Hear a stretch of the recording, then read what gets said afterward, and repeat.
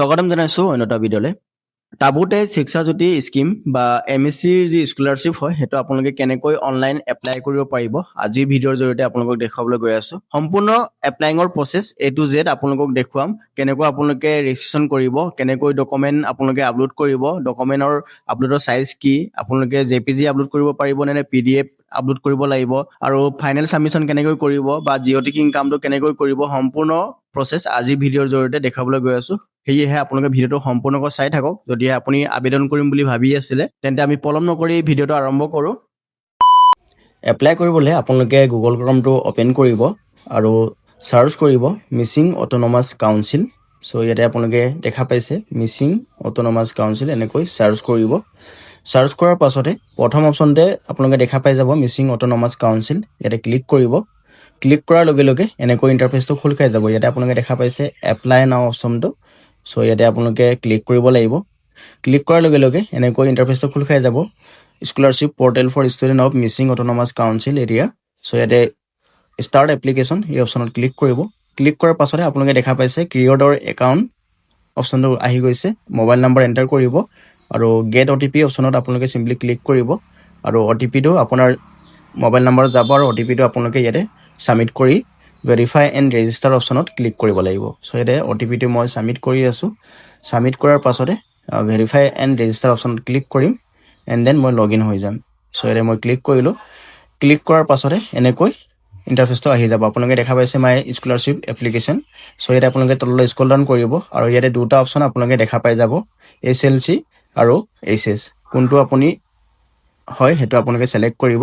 ইয়াতে মই HS select কৰিছোঁ আৰু ইয়াতে আপোনালোকে দেখা পাইছে এপ্লিকেণ্ট নেম, ফাদাৰৰ নেমটো আপোনালোকে দিব পাৰে, গাৰ্জেনটো, আৰু জেণ্ডাৰ কি হয় আপোনালোকে ইয়াত ছিলেক্ট কৰিব আৰু ডেট অফ বাৰ্থ আৰু কাষ্ট সেইটো আপোনালোকে ছিলেক্ট কৰিব। প্ৰথমতে এপ্লিকেণ্টৰ নেম আৰু ফাদাৰ্ছ নেমটো আপোনালোকে দিব পাৰে, জেণ্ডাৰটো ছিলেক্ট কৰিব আৰু ডেট অফ বাৰ্থ ইয়াতে আপুনি ছিলেক্ট কৰিব। চ' ডেট অফ বাৰ্থটো ছিলেক্ট কৰাৰ পাছত আপোনালোকে তলতে কাষ্ট অপশ্যনটো দেখা পাইছে, কাষ্টটো আপোনালোকে ছিলেক্ট কৰিব STP। আৰু ইয়াতে আপোনালোকে দেখা পাইছে। চ' ইয়াতে ইয়েছে ৰাখিব লাগিব। এড্ৰেছ ডিটেইলছ ইয়াত আপোনালোকে যদি ইয়েছ নাৰাখে তেন্তে আপোনালোকে ফিল আপ কৰিব নোৱাৰিব। MSC এৰিয়াত পৰে বুলি আপুনি ছিলেক্ট কৰি ইয়েছ ৰাখিব লাগিব আৰু ইয়াতে ডিষ্ট্ৰিক্টটো ছিলেক্ট কৰিব। ডিষ্ট্ৰিক্ট ছিলেক্ট কৰাৰ পাছতে মিচিং অট'নমাছ কাউন্সিলৰ এৰিয়াৰ ছিলেকশ্যন কৰিবৰ কাৰণে আহিছে। চ' আপুনি ইয়াতে ছিলেক্ট কৰিব আপোনাৰ যিটো এৰিয়া হয়, এই যোনটো এৰিয়াত পৰে। ইয়াতে কাৰণ জিঅ'টিকিং কৰে আপোনাৰ প্ৰপাৰ লোকেশ্যনটো দিব লাগিব। ইয়াতে মই লোকেশ্যনটো ছিলেক্ট কৰিলোঁ। ছিলেক্ট কৰাৰ পাছতে ইয়াতে ভিলেজ অপশ্যনটো আহিছে। আপোনাৰ গাঁওখন ইয়াতে শ্ব' কৰিব লাগিব। আদাৰৱাইজ আপোনাৰ যদি গাঁওখন শ্ব' কৰা নাই, আপোনাৰ যদি সৰু গাঁও হয়, আপুনি যদি সৰু গাঁৱলৈ গৈ আছে তেন্তে আপোনালোকে আপোনাৰ যি পুৰণা গাঁওটো, ডাঙৰ গাঁওখনৰ নামটো ইয়াতে ছিলেক্ট কৰি দিব। কিছুমানৰ নাম ইয়াতে নলাব পাৰে আৰু পঞ্চায়তটো আপোনালোকে ইয়াতে মেনুৱেলি এণ্টাৰ কৰি দিব আৰু মিউনিচিপেলটো নালাগে। আৰু পিনটো ইয়াতে আপোনাৰ যি প্ৰপাৰ পিনটো সেইটো ছিলেক্ট কৰিব আৰু ইয়াতে আপোনালোকে দেখা পাইছে আপোনাৰ যি আধাৰ কাৰ্ড নাম্বাৰ সেইটো এণ্টাৰ কৰিব লাগিব আৰু মোবাইল নাম্বাৰটো অট'মেটিক আহি যাব আপুনি ৰেজিষ্ট্ৰেশ্যন কৰোঁতে, কাৰণ দিছিলে। আৰু ইমেইল আইডিটো আপোনালোকে ইয়াতে প্ৰভাইড কৰিব পাৰে, সেইটো প্ৰভাইড কৰিলে বেছি ভাল হ'ব। তাতো আপোনাৰ কনফাৰ্মেশ্যন মেইলবোৰ গৈ থাকিব। এণ্ড দেন এই সকলোবোৰ ডিটেইলছ দিয়াৰ পাছতে আপোনালোকে দেখা পাইছে ছেভ এণ্ড নেক্সট অপশ্যনটো ইয়াতে ক্লিক কৰি দিব। তলতে অপশ্যনটো ওলাই আছে। চ' ইয়াতে মই ক্লিক কৰিলোঁ। ক্লিক কৰাৰ পাছত একাডেমিক এণ্ড বেংক ডিটেইলছ অপশ্যনটো আহি গৈছে। ইয়াতে আপোনালোকে দেখা পাইছে এক্সামিনেশ্যন পাছ ইয়েৰ আৰু ইয়েৰটো অট'মেটিক আহি যাব, এইটো চেঞ্জ কৰিব নোৱাৰে। মই অলৰেডি আগৰ ভিডিঅ'টোত কৈছিলোঁ 2026 চনৰে হ'ব লাগিব। আৰু ইয়াতে প্ৰথম অপশ্যনটো আপোনালোকে ছিলেক্ট কৰিব আছাম ষ্টেট এডুকেশ্যন ব'ৰ্ড, সেইটো ছিলেক্ট কৰিব আৰু ৰোল নাম্বাৰটো আপোনাৰ এডমিট কাৰ্ডত থাকিব, সেইটো এণ্টাৰ কৰিব। ৰোল নাম্বাৰটো এণ্টাৰ কৰাৰ পাছতে আপোনালোকে দেখা পাইছে ইয়াত তলতে মেকিং ছিষ্টেম পাৰ্চেণ্টেজ অভিয়াছলি হ'ব, আমাৰ আছামৰটো পাৰ্চেণ্টেজটো আপোনালোকে লিখি দিব। এণ্ড দেন ইনষ্টিটিউশ্যন ডিটেইলছ আপোনাৰ কলেজখনৰ নাম লিখিব আৰু ইনষ্টিটিউশ্যন এড্ৰেছ কোনটো এৰিয়াত আছে সেইটো এড্ৰেছটো আপোনালোকে ইয়াতে চিম্পলি লিখি দিব। ঠিক আছে, মই ইয়াতে কলেজখনৰ নাম লিখিছোঁ আৰু ইনষ্টিটিউশ্যনৰ নামটো ইয়াতে এড্ৰেছটো ইয়াতে মই এণ্টাৰ কৰি আছোঁ। এইখিনি ডিটেইলছ দিয়াৰ পাছতে আপোনালোকে তললৈ স্ক্ৰল ডাউন কৰিব। ইয়াত আপোনালোকে দেখা পাই যাব বেংক ডিটেইলছ অপশ্যনটো, ইয়াতে ভালকৈ আপোনালোকে দিব। বেংক নেম ইয়াতে কি বেংক হয় সেইটো আপোনালোকে প্ৰথমতে লিখিব।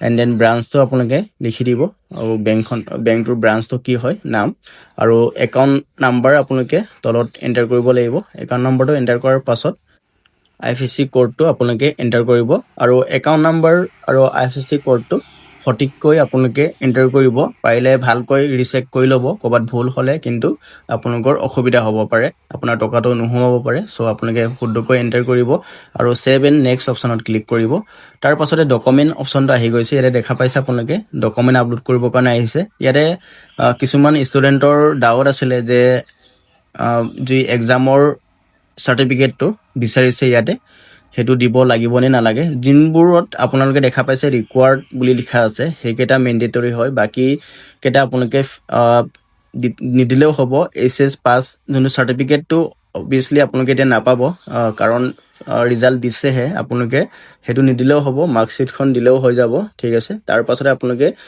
ইয়াতে আধাৰ কাৰ্ড আপোনালোকৰ প্ৰয়োজন হ'ব কাষ্ট চাৰ্টিফিকেটটো মেণ্ডেটৰী নহয় কিন্তু যদি আছে আপোনালোকে দি দিব আৰু বাৰ্থ প্ৰুফ এটা দিব লাগিব চ' ডিটেইলছখিনি দিয়াৰ পাছতে আপোনালোকে প্ৰিভিউ কৰি চাই ল'ব এবাৰ ক'ৰবাত আপোনাৰ ভুল থাকিব পাৰে আবেদন কৰোঁতে যদি ভুল আছে আপোনালোকে ইয়াতে এডিট অপশ্যনবোৰ দেখা পাইছে এডিটত ক্লিক কৰি আপোনালোকে অতি সহজে এডিট কৰি ল'ব পাৰিব আদাৰৱাইজ আপোনালোকে যদি ফাইনেল ছাবমিশ্যন কৰি দিয়ে তেন্তে আপোনালোকে পাছত এডিট কৰিব নোৱাৰিবও পাৰে চ' আপোনালোকে ভালকৈ এবাৰ চেক কৰি ল'ব যদি সকলোবোৰ ডিটেইলছ শুদ্ধ আছে তেন্তে আপোনালোকে তলতে এটা অপশ্যন পাই যাব চ' ছাবমিট অপশ্যনটো ফাইনেল ছাবমিশ্যন চ' ইয়াতে আপোনালোকে চিম্পলি ছাবমিট এপ্লিকেশ্যন অপশ্যনত ক্লিক কৰি দিব চ' ইয়াতে এনেকৈ এপ্লিকেশ্যনখন ছাবমিট হৈ যাব আৰু ডাউনলোড এপ্লিকেশ্যনখনত ক্লিক কৰি আপোনালোকে ফিল আপ কৰা যি এপ্লিকেশ্যনখন ফ্ৰী ফিল এপ্লিকেশ্যনখন ডাউনলোড কৰি ল'ব পাৰিব আৰু এনেকৈ আপোনালোকে অতি সহজে MSc স্কলাৰশ্বিপৰ কাৰণে এপ্লাই কৰিব পাৰিব আজি ভিডিঅ'টো যদি আপোনালোকৰ ভাল লাগিলে তেন্তে ভিডিঅ'টো এটা লাইক কৰিব লগতে চেনেলত যদি নতুনকৈ আহিছে তেন্তে আপোনালোকে চেনেলটো ছাবস্ক্ৰাইব কৰি ৰাখিব কাৰণ মই এনেধৰণৰ ইনফৰ্মেটিভ কণ্টেণ্ট আপোনালোকৰ বাবে সদায় আনি থাকোঁ তেন্তে আজি ভিডিঅ'টো আমি ইমানতে সামৰণি মাৰিছোঁ